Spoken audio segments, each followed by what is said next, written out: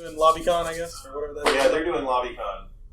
I guess we should have done more LobbyCon. Maybe we wouldn't have anything to talk about tonight. We wouldn't be in this predicament. We'd be in a different one. Who doesn't have anything to talk about? Y'all have slides. I'm just here bullshitting. We even have an overview of what we're going to go over. Tell them what you're going to tell them. Tell them what you just told them. Right, yeah. So, basic overview, just some of the things we remember, which was difficult. Good news is, most of these talks are Every time. Difficult for various reasons. are recorded, which is good news for me and my memory. So, some of the hijinks, I've got some picture slides here in a second, but Yay, more people that were at the conference have shown up to our talk on the conference. Adam's going to tell you about the Blender of Awakening. Oh, yes. Oh, God, I hate this blender. I'm amazed it catch several rounds. The floor in the auditorium began to shift. Yes. It did. Yeah. Yes. Yes. The entire conference left because apparently we were all about to die and didn't know it. Yeah. The brand new building, the auditorium floor just started sinking. I just thought there was an audio problem. Nope. Yeah. Apparently there was some structural issues. The technical issue Or I didn't so much feel with it or the see audio it. equipment and Like with the one concrete. side of it started. Was it a raised floor and it started? Yeah, it was auditorium seating. Oh. Yeah, it's one of those rooms where you walk in and you're looking down at the floor. Oh, yeah. Yeah. So the Blender of Awakening, we stayed at my dad's place. Apparently my... Oh, no. I want to tell this we'll story. tell it then. Because I slept in the room with it. Yeah. There were 3 bedrooms and 4 of us, so I'm going to sleep on the floor. It's fine. I'm good with air mattresses. The couch the first night. He starts fiddling with this blender coffee maker. Combo. Yeah. At, 10:30, getting it all programmed for the next morning. Yes, we're Well, getting up at 5. While right? he's doing this, Jeff, Corey, and I are sitting there drinking, bullshitting, talking, and start watching YouTube videos, and we don't finish until about 12:40. So they go off to bed, and I finally get to lay down and actually try to start to get to sleep. I don't know when I fell asleep, but I do know that at 5:30, a blender started. Wow. Grinding the beans. Grinding the beans Oh, for hell the yeah. coffee. That's how you know it's fresh. That's good. There is nothing quite like waking up to a blender. That is a startling jolt. It is coffee blenders are like even louder than regular blenders. Oh, yes. right, because it's a cheap blender. Because they gotta work. Right? Blenders like liquid, fruit, ice, easy. Coffee beans. Some solid serious stuff. shit right you gotta there. chew through it. Yep. That is You're correct. welcome. Yeah. The second morning, I don't know what happened. The coffee blender went off. The second morning, I I walked slept back in with a straight bench through grinder. Yeah. Unrelated. But So, I have a Passat, right? And we got the 4 of us, plus luggage in the back. It's full. It's full of dudes and stuff. there's not This jackleg Saturday morning comes back, he's like, I found a bench grinder. Like, from where? Went for a walk. Found a bench grinder at a yard sale. Like, where are we going to put it? You're going to have to hold the bench grinder all the way back from Augusta. We need a picture of that bench grinder. You would have. That's when I throw it out there, but I live there. Just gonna throw that one out there for Okay. next year. Just Sure. real quick. Appreciate it. Why, you want a bench grinder at your house? Last I heard, Yes. Yes. we'll talk offline. Okay. Last time you and I went out for drinks, there was talk about doing some makeshift things to keep your shower together. So Yeah, my shower has a hang rod with a sheet, to keep the water in the shower. That has nothing to do with the fact that my shower is located near Augusta. fair enough. These are 2 separate issues. But anyway, what else? Did we do anything else interesting? That was it. No, I bought a bench grinder. I ate way too much food, and Oh, that brewery was cool. By the river one, whatever it was called. The Dragonfly, Mayfly one? Yeah. Yeah. This was after the whiskey bar and the first brewery. Yeah. I don't remember much after Some that. pictures. I don't think it's oh, too many of these pictures were of note, but Patil tried to call me. Oops. Pictures.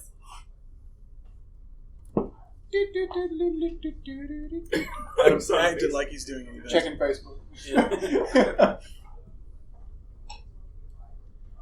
Yes, here we are. The Hive. Very good. Good place. My stink face was better than y'all's stink face. Yeah, they didn't really ham it up. No. Random dude. Pick these locks. I like the fact that the Boots pictures and aren't shorts. really getting a chance to actually show up. We're just fading between the walls. Oh yeah, I was in blow a rush. through real fast. This is the conference condensed. Yeah, 2 days of content. Jeff and I were talking the day before the conference about the fact that there are many pictures of he and I I like this picture. just sort of smiling, Jeff looks holding so beers jovial. together. Right? Like, and it's just the two of us smiling, holding beers. We're like, where were we when we were doing that? I don't fucking know. We do that everywhere. We should go somewhere and frown Okay. while we're holding beers. Why did you take a picture of the slide? I was the only one that frowned. Huh? I'm disappointed. I just want to get a picture of him presenting him. Oh, by himself. Yeah. He's a good presenter. That's the self. So, Security Onion was the first day. I remember more of this one than the other one, which isn't saying much. But obviously, all of this was dealing with Security Onion. A lot of it was just a flashy show of what Security Onion can do. So, Mist was a threat sharing platform. It basically, you can pull in external data. It's a cloud data platform, right? You pull in data from everywhere else, from everybody else, and you use it to augment your threat hunting. The Hive was basically kind of a workflow piece to allow you to create tickets or cases, I think is what they call them. And then you can add tags and pull in other data again and keep all that in one spot. You create templates for the cases so that if you're, say, like you create a malware template, you have a standard set of things you do for finding that malware and resolving that issue. All in the context of security. Right. And backing up a bit, Wes Lambert is the lead developer for Onion. So Yeah, they just hired him on, didn't they? I think that's what they said. he's newer. I think he's one of the newest members of the team, but he is their lead developer at this point. So it's not like the new guy. Yeah. Octopus, I think, was a newer thing that he was talking about, but it's basically an API that allows for automation. It generates some alerts and stuff like that. What else did it do? Go ahead. No, go ahead. Google Rapid Response, EDR agent, once again, correlation, pulling in data from your endpoints. You took much better notes than I did. I went back and rewatched the videos. See? Yeah. Velociraptor is a GRR alternative. It does use its own proprietary language, if I recall correctly. Yeah. VQL. Yeah, cool. Purportedly more flexible. I don't know. And their Strelka was a file scanning framework for sandbox integration. It's just guaranteeing that whenever you use any query language, you're not going to remember the correct syntax for it. You're going to have to use Stack Overflow. Yeah, naturally. That's the primary function of new languages. The nice part about Strelka was the automated scanning and rebuilding files out of Bro to run those in a VM. So, is this your last slide on this talk? Yes, and that talk. So, thumbs up, thumbs down. Would you recommend people go and watch the video? Since you're going to go through it this way. Yeah, I mean, and I've got a slide. If you're interested in Onion and its implementation, yes. That's kind of the baseline for all this, is if you have Security Onion or think about Security Onion, sure. Disagree with that because of the next talk. But Okay. Right. what about you? Thumbs up, thumbs down. I liked this one. I'm interested in seeing Everything. Do you currently have an implementation? You were at Onion, right? Or no? No. Okay. First. Then shoot. Set. Sit down. I thought this one was interesting. This is Creativity, Intelligence, and Security Analysis Thinking Modes. This, by the way, was my favorite talk from the entire conference. Yeah. For both conferences. So, kind of the TLDR of all this, they talked about divergent thinking and convergent thinking, and the premise was that as a security analyst in the field, no one really knows why they do the things they do to chase down and do threat hunting, but they do it because reasons. It's just what I do. This is malware because I've seen malware that looked like this before. Right. And as the new person, you walk in, you go, well, how do you know? And they go, you just know, you know? No, I don't. Because I've been looking at this same screen for Right. the last 2 years. I know what it looks like. So they did. There's actually a published paper on this. I've got the link, the QR, or the link to it. They were kind of cheeky about their slides, Yeah, but a I little bit. understand there's a white paper. It's fine. Yeah. Read the white paper. So, like I said, they interviewed a bunch of analysts. And this is kind of the data they came back with. Their deal was saying to move away from intuition and start using convergent, divergent thinking to actually perform the analysis in the threat hunting, rather than just relying on instinct. Right, and the thing I liked most about this talk was they did an exercise at the end of the talk, or they talked through an exercise at the end of the talk, where you take a incident that happened. All right, this thing has happened. What's the first 3 things you think to do to go and respond to this? Okay, everybody come back together, take this list of things that you thought to do, and start working through them. Okay, now when you look at this list, if it's none of those, what's next? And the what's next statistically ends up being the thing you should have started with. Your first instinct isn't the right instinct. And they talk about building a process wherein you force the team to acknowledge that their first instinct is not necessarily correct, and they're not wizards. They're just professionals with a set of experience that enables them to be good at their jobs. And then as you document those processes, okay, well, if it was this, what would we go to figure out whether or not it was that thing? Then you started to build a playbook, because that body of documentation is your playbook. So anyway. Very well summarized. That was why I enjoyed that talk. Yeah, same. But it is a damn... Almost like ITIL. Yeah, but it's a much less... No, but I mean, It's fun. I like the way. I mean, coming from a non-security background, Right. listening to this and the way it's presented, I mean, I could see applying this to networking. It's absolutely not a virtualization, security. storage, the whole thing. But It's not only applicable to security. Right, It's yeah. in the framework of security. But Sure. yeah, it's a great talk. Chris Sanders and Steph Rand knocked it out of the park. Go Really? check out that video. There's the Bitly link for their paper if you want to read it. Like Adam said, We promise it's the Bitly link Yeah. to the paper and not something else. it all goes back to standardized, repeatable processes, right? I've been in a couple of jobs over the past couple of years, and everywhere I go, I'm like, hey, how do you know? Once again, going back to this not relating to just security, why do you do the things that you do? And everybody's always like, well, you can't write it down. We don't do it the same way every time. And I'm like, well, but yeah, there's something you do that's the same every time. That leads There's you always a down the path. workflow. There's Right. always a workflow. Yeah. So, did y'all have any more questions about this one? Thoughts, comments? George!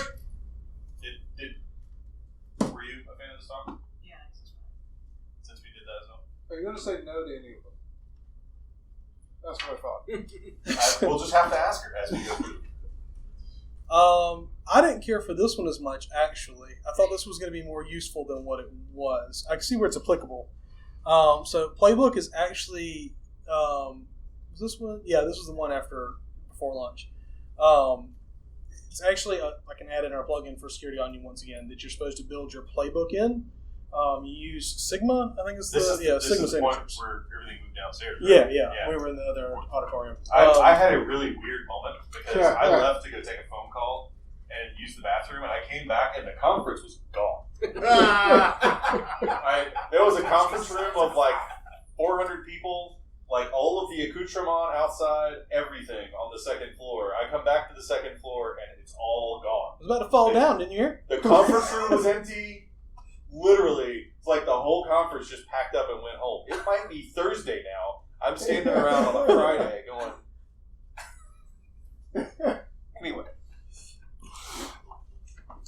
So yeah, use Sigma signatures to create a Elasticsearch alert, or search rather, I guess, and just creates alerts. It's kind of automating, going back to creating playbooks and kind of automating those initial processes that occur whenever you receive an alert. Ties in with the Hive. Yeah, ties in with the Hive to create a case. You can automatically create a case based on the template that you have set up in there. That was it. That one. I expected this talk. I expected Playbooks to do more than what it did for some reason. I felt, and I walked in on the end of this talk, and correct me if I'm off base here, but this talk felt more onion-centric than any other talk I watched at that conference. Yes, no? I think you're full of shit. I mean, in general or about this? Both. Yes. Okay, fair enough. Fair. I guess it did talk a lot about pulling the information you have out of Security Onion back into another platform. Yeah, and maybe I just felt lost walking into the end of his talk, and I didn't. Yeah. I was like desperately trying to catch up, and also reeling from the fact that the whole conference had moved. That's funny. It's fun. Yeah. Quick. Yeah. So one of the reasons that we went to Security Onion and BSides was we have Security Onion implemented as much as Security Onion I've ever seen implemented.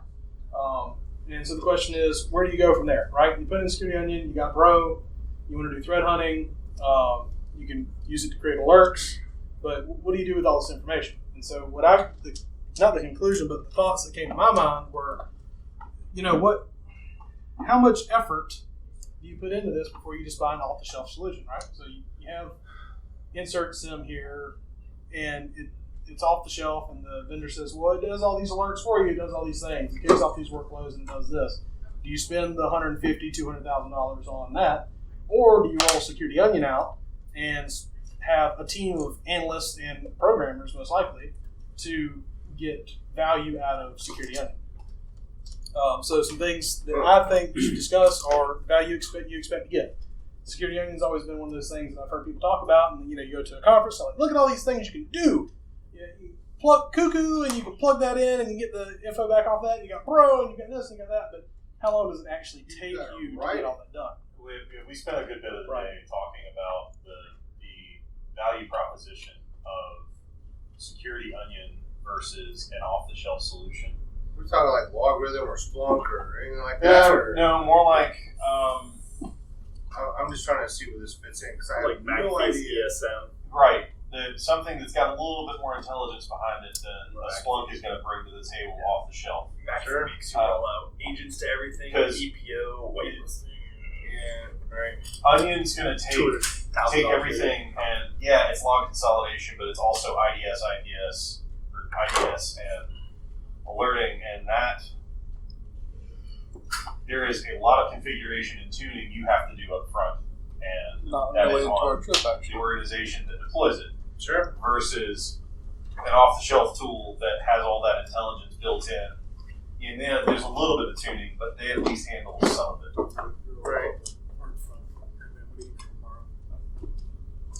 Bye. You're back. Yeah, right. So, I was totally screwing with you, but sure. So, once again, setting those goals out front as to what you want to do with your Security Onion instance, right? That's going to be one of the things. Assessing the value gained versus the effort of maturing that platform. So how much effort are you actually going to put into it to get it to a point where it performs the same as some off-the-shelf solution. And then discussing the needed skill sets to realize full value, right? Because I'm not a programmer. I can barely do PowerShell. And it seems like a lot of the things that you do... And if you want to do anything in Security Onion, you need to do Python anyway. Right. So there you go. So that's right. I like Python. And then talking about how does that fit into the business structure, right? 3 to 5 years. What was your maturity plan for it out that far? And then my other question was, what do you do with the SIM, right? So you've got a SIM where you've been collecting all these logs. The vendors say that it'll correlate these events. If Security Onion does all that, then what's the point in having the other platform? There's some, obviously Security Onion does some different things differently than what the other platform does, but does it? What are your requirements? How much money do you have? And how many people are on hand? Right. Yeah. Okay. So if we weren't looking at Security Onion, what would we be looking at? From like an off-the-shelf perspective. It depends on your objective. I know you mentioned some stuff up from McAfee. So like there's McAfee. If you want so Security Onion comes with some security analytics and traffic analysis stuff built in, right? Okay. It's going to automatically start alerting. Like it's got sort of, think of it as a seam with sort built in. Sure. So it's going to fire off alerts, and there's a bunch of tuning you need to do to make it just right. And it's also got a bunch of aftermarket, open source tools you can use to integrate it with other workflow engines and stuff like that. So you take. It's a question of whether you want to pay a vendor to deal with all that crap and just here, what can you give us to feed your traffic in, and it's going to tell me whether or not bad things have happened. Yeah, or you pay a bunch of people to keep track of all the open source stuff and update it and all that kind of stuff. Right, and you've got subject matter experts in house that there's your trade-off. Live in that universe, right? Yeah, actually, so breaks even. And you think so? Yeah. Absolutely. You got 3 security guys or 2 security guys. You're paying them 80, 90 grand a year. You got SolarWinds or some other you were talking about. And here's my argument for like 200 grand right there. Using Security Onion and paying a person to do it. If a security incident happens and you need somebody that is knowledgeable in the space and can think through it and help you resolve the problem, you can't take your IPS off the shelf and have it go and help you with that. You can pull your Security Onion expert off and have him go do something else. Sure. Security related. That's my trade-off. So trade-off. So I suggested Security Onion because we have dozens and dozens and dozens of separate computer systems that could use an IDS. So I was like, we get a team that does Security Onion. They could build, they could build the Security Onion IDS for each different system. Now that got shot down, and we ended up just buying 17 Maxims. But the idea was that you could use the same team to deploy it multiple times in different environments, which would be a cost savings because you wouldn't have to pay that. Sure. But if you're only looking for one system, yeah, probably easy. But you're right, you won't have the expertise in house. And the person that you can pull off of their day-to-day to put on response is, in that moment, far, that's 8-9 times what you spent on the set. It's not even worth discussing how much more valuable it is. I would say I'm sure you could. I mean, sure, but at that point, you've got a chair in your department. You fill that chair with a new person, and you train them up, and that's the game that we're playing as an industry. But in the long term, if you can keep the guy there, that's the thing. Quit spending money on tooling. Start spending money on people. And Then everybody's going to be better off. Right. Yeah. If you need a quick spin up, you gotta have that short term. Personal people. Not gender specific. So this is, like I said, all this conversation. This is basically what I had all weekend with these same questions. How much? If you're talking about dollar signs, how much do you spend? I will say this: I was surprised how much more interesting I found the Security Onion conference. I think it is worth every dollar you spend to get into that conference versus Augusta. Yeah, BSides Augusta. I love BSides Augusta. I think it's a great conference. That's why I'm wearing a t-shirt. Also, because I wanted to be asked if this was a record shop. But sound. Yeah. I mean, BSides. Sight unseen, I get it. I understand. And those look like records. We'll go with the segue. Well, we just gonna skip the rest of the. I guess that was. No, that wasn't the end of the series. Those are the ones that I found interesting. Oh, you went through the ones you found interesting. How interesting. We'll talk about that. If you have more you'd like to divulge, please. Did you not have anything to? I was in the conference room. You're baked into that, huh? That's right. It's all one doodle. So the Chris Sanders talk that we talked about earlier, that was the creativity intelligence. Yep. Let me get my notes because I didn't actually add to their slides because I'm not presenting with them. I can't believe you have notes. Shut up. Willie Bays, or Wiley Bays. I keep calling him Willie. But wait, there's more. Yes, but wait, there's more. He did a talk on building a detection lab with Security Onion, and it is essentially what we've been trying to do with Security Onion strapped onto the side of Battlegrounds. And I'm super excited that there's an instruction manual out there. So if you're interested in the Battlegrounds effort and want to help us, go watch that video and show up and help me implement what he did.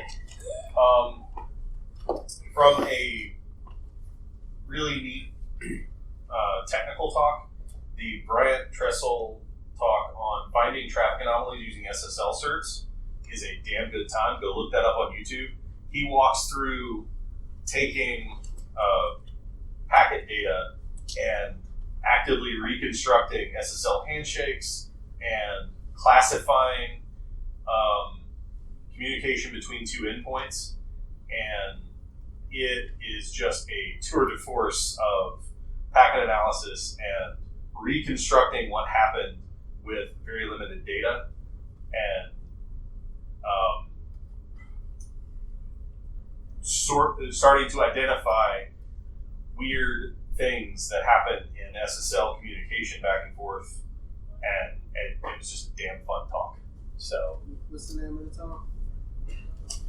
the title is Finding Traffic Anomalies Using SSL Certificates.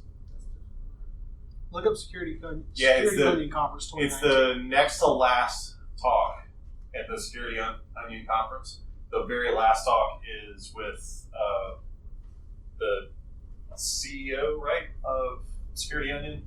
Doug Burks. Yeah. It's not the Doug Burks talk, it's the one before his. You talked to his parents while we were there. I did, in fact, talk to his parents, whether I wanted to or not. They were next to me, very kind and very forward. They were clearly the two folks from the small southern town, and just were blown away that their son had built this thing. Look at all these nerds. Yeah, look at all these nerds showing up at this conference my son made. That's sweet. Did you have a favorite talk from the day? I got the most out of lessons, and then I don't remember anything after the talks. Yeah. Post lunch. Post lunch, I- it was too much. And BSides Augusta really suffers from this, but it's really difficult to go to a conference like that and stay engaged with the conferences or with all the talks all day long. And Yeah, with B-sides, I always want to leave at 2 o'clock. I'm like, I'm done. and it's not that I don't find anything in the afternoon interesting. It's just no. I can't. Nothing else is going in my head, and I don't want to be around all these people. Not that we left at 2 o'clock or anything, Jeff. He's not here. I know, but in case he watches it later. I I stayed until 7. There was the beer ice sack that you could the drinking.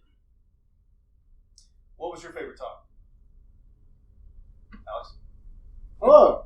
Hello. Yes, I'm here. From Security Onion. I don't know. Feel free to say one of the ones that's already been said. No, no. You have the I ability think the Hive is probably my favorite from that day, just because of the potential that it represents. Yeah. There's a lot that could be done with the And that was in Wes Lambert's. That was so. Yeah, that was the thing he dove through. What's that, Arrowhive?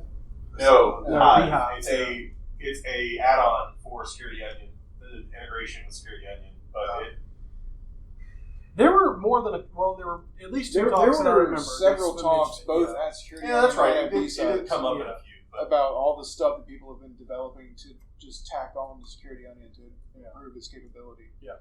There was one at B-Sides in particular where basically the whole system was automated, and if you got a snort alert, it would automatically pull the hash, dump it in the cuckoo, detonate it. If it came back malicious, it would generate rules for it, go ahead and apply them to your IPS, and start kicking traffic out automatically. That's an entire morning worth of security analyst work done while you were making your coffee. Right. What's that called again? Hive.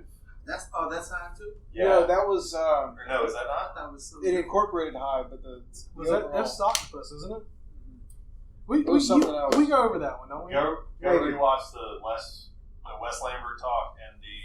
That was. That was my brochure in the car. The two Canadian guys. Yeah, the Canadian guys. Yeah. There.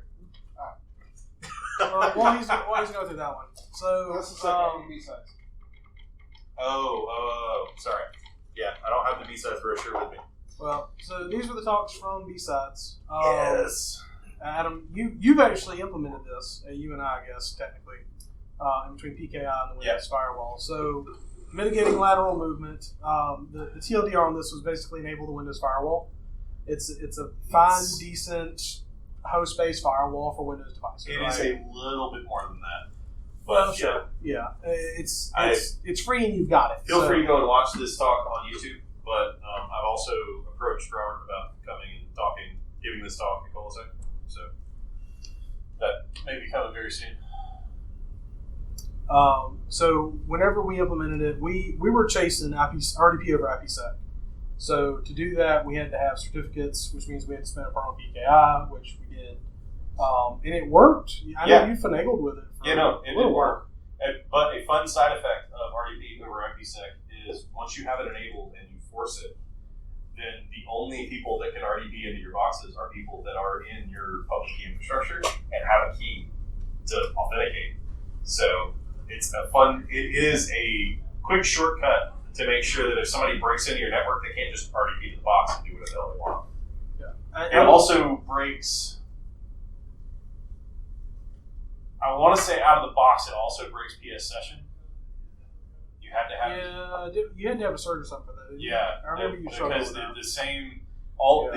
the connection mechanism, I want to say, hooks in. And maybe there was a separate group policy we did, but the thing is, once you get RDP working over IPsec, it's super easy to tack other Windows services on, and like you can get it to a point where like Windows workstations that aren't joined to your domain can't talk to your domain controllers because they don't have the right cert on them. I wouldn't recommend doing that because that joining Windows machines to your domain might become a pain in the ass, but it's possible. So anyway, it's a fantastic talk. If you haven't dove off into that universe, this is a quick primer on what you can get done, and having done it before, it's really not that difficult to deploy. Windows makes it easy. I would say your biggest pitfall is making sure that you've identified what connections would be inbound, initiated from external inbound to a machine. Oh yeah, no, you've got to have your inbound, outbound.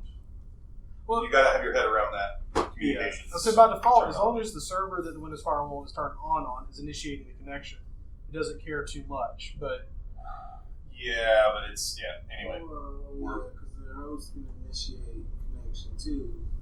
Right, and that's the thing. You got to when you write your fire.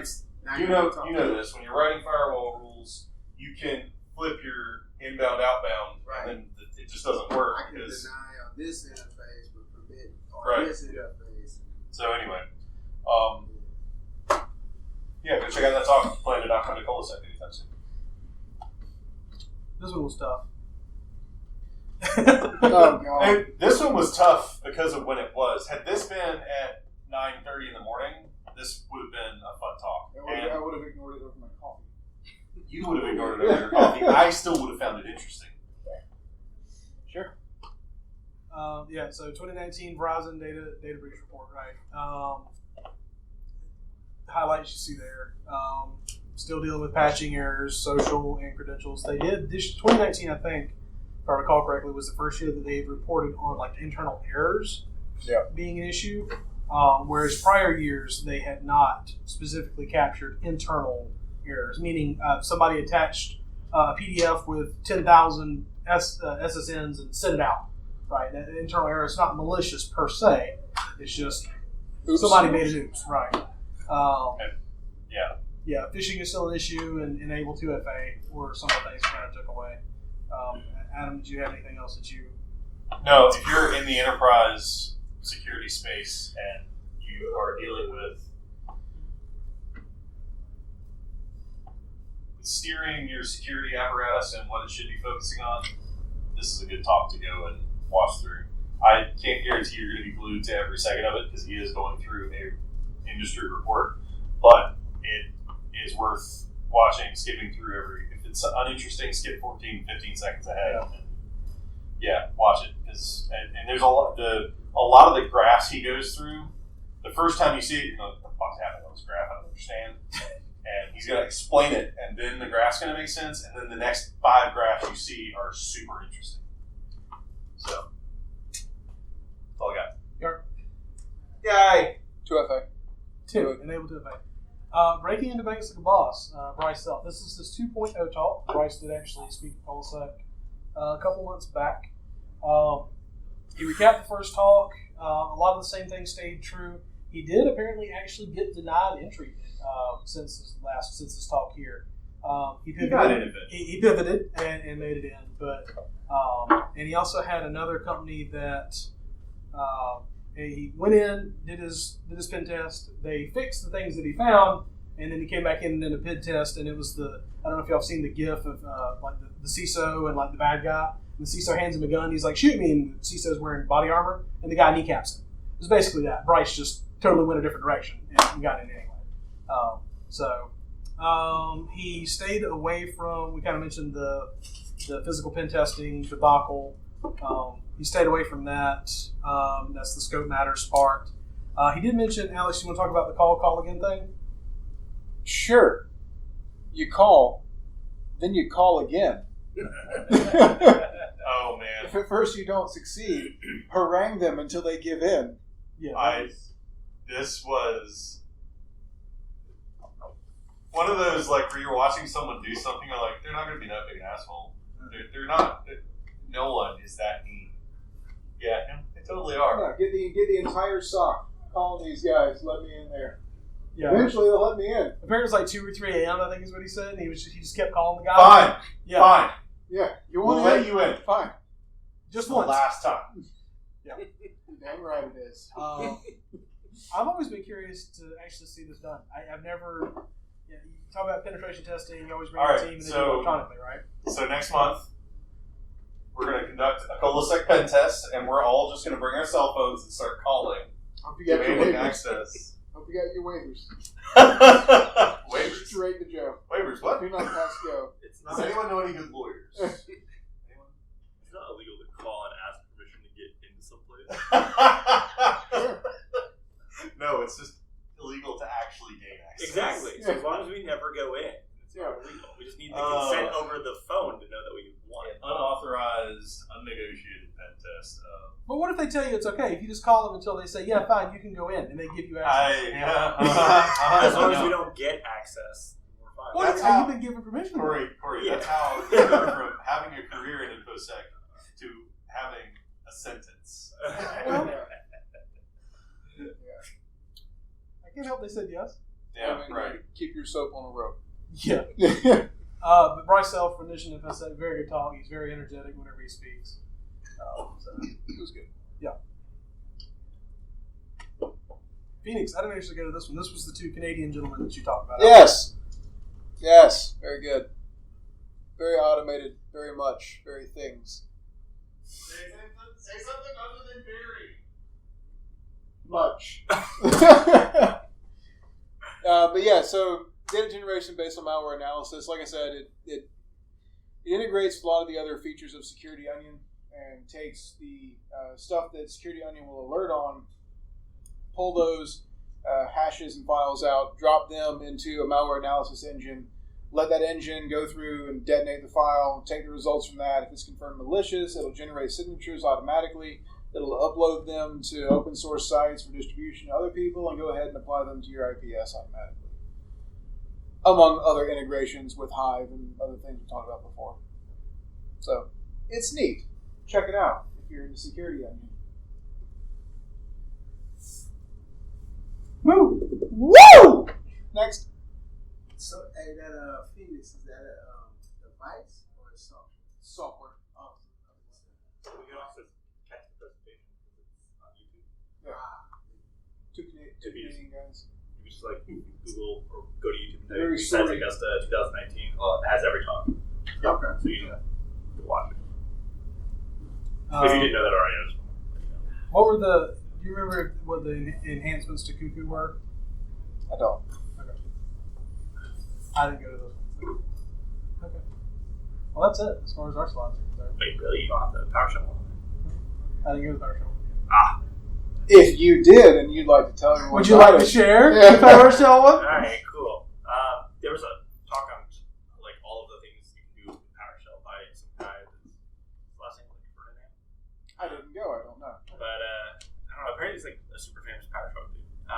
Was this the catching PowerShell on the web or something like that? No, that talk was also good. Okay.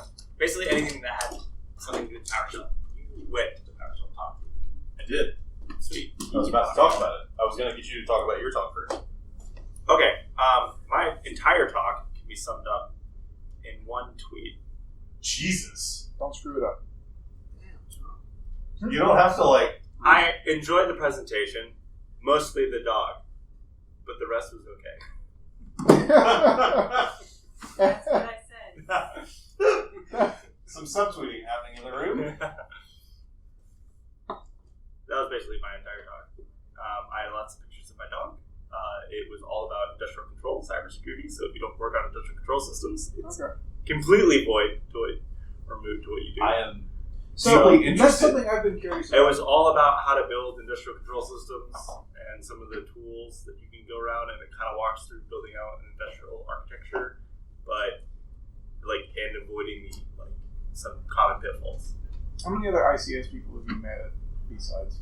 BSides, Yeah. specifically, I met 5 or 6 while I was there. So I'll say this. I think I didn't go last year, but the year before that, ICS was almost one of the tracks. Really? It was a good chunk of the talk, and I think that was the same one where they had. Is it not SAN? Is it NetWars that has the tabletop village? Yeah. With Symantec. Because I was involved with the So people who have tabletop No. villages of ICS. No. I mean the table. When I say tabletop village, I mean they've got a small town. Oh, it's in miniature. Did Dragos bring the town? It may have been Dragos. Because Dragos has an entire train table. Yeah, it's Town. in. So it's this little town in miniature with its little power plant, a dam, or hydroelectric dam, a power grid, all of this stuff that is represented in models on the table, but that has real ICS controls behind it. Yeah, that's probably Dragos. Control and manipulate it. And that was sitting at the conference. And they had, one of the prizes was getting access, they came down and your company got to go through that with 6 or 8 people. But, yeah, ICS was this whole part of the conference that,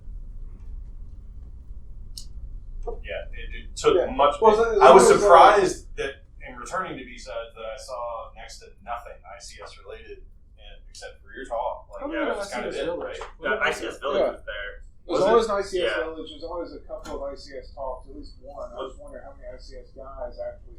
There was just my talk for ICS, but there were probably 40 people in the talk. But that was I mean, it's an interesting subject. And I just wondered your talk being in what the actually afternoon applies. suffered from the same thing that she and I were talking about She earlier. came out of pity. I can't believe it. And also, I only came for the dog pictures. All I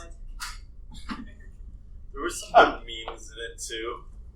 I'm gonna just assume that you had some post-lunch coma. Oh yeah. I should play. I should be Chick-fil-A top tier. Do you know how many people were probably? I would say 40. I don't know. I was Yeah, they're. I thought they were more. I did think it was interesting. I thought they were. Welcome back, David. But I think it was at the. Good to see you. yeah, definitely. The conference starts to shed people at about 1:30, 2 o'clock, and it rains. And when the last raffle drawing happens, man. Still salty about the one, my drone. I thought I was very strategic in where I deployed my raffle tickets, and I got nothing. Nothing. So anyway, do we have anything else to dive through? Right. So, I just want to shout out to Fernando Tomlinson. He gave the a talk at Track 1 on gaining 20/20 vision during an incident with PowerShell. That is a phenomenal talk, and if you are Windows administration adjacent, you should go and watch that YouTube video. He's a very engaging speaker. He clearly knows his subject matter, and he was talking through some amazing technical stuff that, yes, please, more PowerShells. Yay, PowerShell. Yay, PowerShell. And then I was going to call out Robert's talk that we already talked about, your talk, which we just talked about, and stealing the network via AnyConnect. It's a talk at the very end of the day. Mike Ehrman and Alex Gonzalez. I might have gotten more out of that just because I'm a network admin. Very familiar with AnyConnect, but yeah, it's a good talk. Favorite from the day? I like encryption things. Don't ask me anything about it. I like to own it. I don't remember anything about it. What was the title of the talk? Encryption things. Encryption. Did any of y'all do it? It had a change at the same time. No, but I would have. It was interesting. It was I would like, go and dig that up how tonight. do you find like indicators out of, like 60% of the internet's encrypted now? Use the J3, stuff like that. That's all I remember. I can't go anymore into it. Understood. Favorite from the top or from the day? Legally my own. Other than your own favorite from the day? My No. favorite You- was Mackenzie's. Yeah. Oh, yeah. Way to back up. Way to back up. I like it. I like it. The 2020 PowerShell talk, which is like one of the only talks that I attend. I like had to rewrite my presentation like that. Fair enough. Corey, favorite for Augusta? Awesome Mackenzie's. Even though you weren't there. I'm sounding good. I'm sounding You watched it on YouTube the second you got home. I had to be one of these, right? I could be cheap and say Bryce's talk, but I don't know. And BSides Augusta's. Yeah. I guess it had to be Bryce's. Just because it's, like I said, it's an avenue that we don't commonly test or think about. I carded someone the following Monday. That'll kick me off the elevator. At my new employer, there is a militant adherence to not tailgating at the door. This guy tailgating my me, very wearing first- a ball cap, no badge, like, good to see you. My very first day was with going through all of the HR training, and you're sitting in front of the thing, watching all the HR videos and all that. Yeah. I went and had lunch with my boss, and afterward we went upstairs to see the space that my cube is in. And as we were approaching the door, it was no tailgating. Seriously, it's a thing. Nice. And made me stand there and watch him walk in and watch the door close, and then I got to go to bed. But Very good. it's a fucking thing, man. That's good. That's a good thing. Technically, should be like I get it. I've just never seen it in reality. It's Actually, weird. adhered to Turnstiles and man traps prevent tailgating. Man. Oh boy. Yeah. Man traps, maybe not. I've watched a UPS guy prop open a man trap. Well, your man trap, well, the other door doesn't open if the back door doesn't close. If it's done properly, yes, you're correct. Yeah, okay. And it should also be monitored by a guard. If it's done properly, yes, you're correct. Turnstiles, yes. But it only should be big enough for one person. Yes, Anyway, yes. back on track so we can wrap this thing down. I'm going to go with Bryce Selfies. All right. Bryce Selfies talk. Are you going with Bryce selfies as well? No, I actually think I got the most out of the distributed Windows host firewall. Yeah. It's an interesting concept to me, and it seems pretty simple to implement. I think it'd Yeah. go a long way for a flat network. The steepest learning curve. Which we on don't that. have. We don't have a flat network. It's highly complicated. There's firewalls everywhere. The Everywhere. steepest learning curve is learning to manipulate. A, you need to be familiar with the Windows firewall, so familiarize yourself with it if you're not. B, you're going to be using group policy to manipulate said Windows firewall. So if you're not comfortable with group policy, You're not mentioning the social impact of enabling Windows firewall. oh baby, I just want to throw something out about Windows Firewall that I learned today. Shutting off Windows Firewall, the service, does not disable Windows Firewall. no, it doesn't. Yeah. It disables your ability to change Windows Yes. Firewall. Yes. But it will also disconnect the network stack on the workstation you're on. Disabling the Windows firewall service will bounce the network stack on the host you're connected to. So if you're connected to it remotely, it will kick you out. Oh, okay. Well, You got to reconnect to it. I just Huh? So then if you have an open RDP back to the host, you're screwed. Right. Ask me how I know. That's me. okay. Interesting. You You can accidentally throw your. I had to delete a VM. So I had some people like Because- trying to ping and like do Nessus scans, and I couldn't figure it out. And I was like, "Did you disable the host firewall on this 2012 box?" They're like, "Yeah, we turned off the service." I was like, "All right, well, why don't we turn the service back on?" And then let's just try this thing. So we turn the service back on. I'm like, "Oh, why don't we just?" I know that like public and private are off, but let's just turn domain off too and see what happens. Yeah. Wow. Yeah. The other advantage, harping on that talk, is when you deploy Windows Firewall with group policy, you get around users going through that just any allow on their local firewall, because you're like, no, I want any rules that are local to the box to just go away. Why doesn't it get used more often? Why is the Windows Firewall a hated thing? Because it blocks things and people never take the time Because to learn how to not the get vanilla blocked. sysadmin from yesteryear that just wants shit to work so he can go home. It's another layer of protection.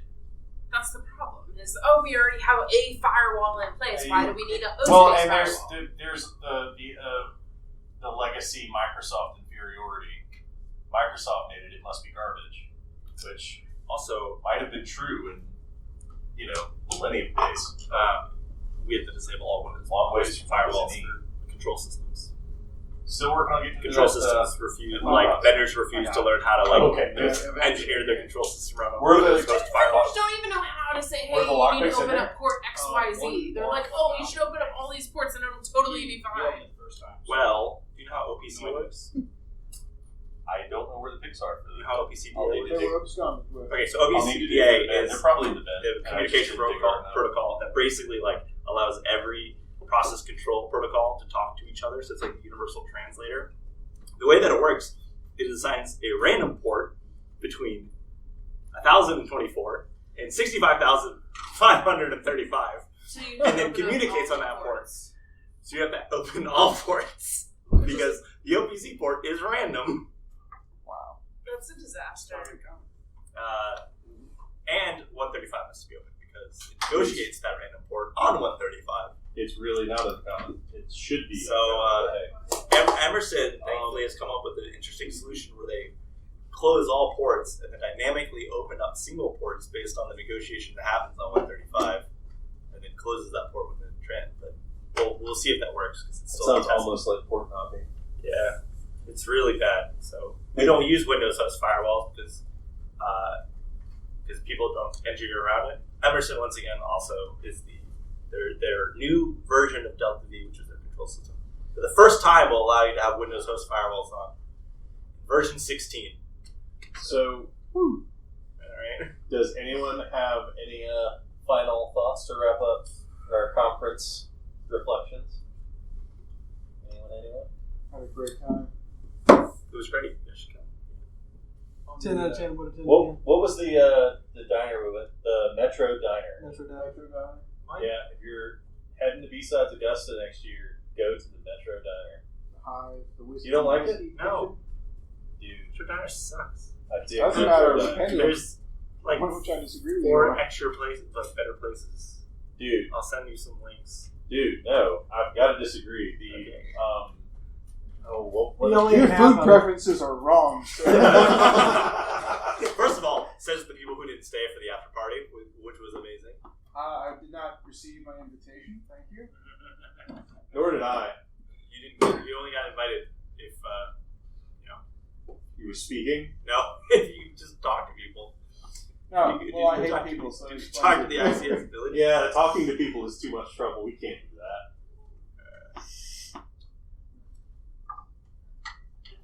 Anyway, thank you all for coming to ColaSec for October 2019. What it was worth.